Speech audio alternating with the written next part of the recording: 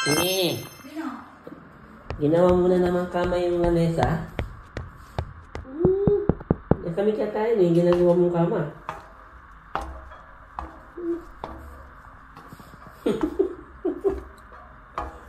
Huwag ka matutulog dyan eh, gawin mo yung lamesa, kakain kami dyan ni mama. Huwag naman sa labas kakain. Kaya na. Ayun na. Ha? Pakataba mo. Hindi ka dito. Sige ka, tayo na dito. Come back.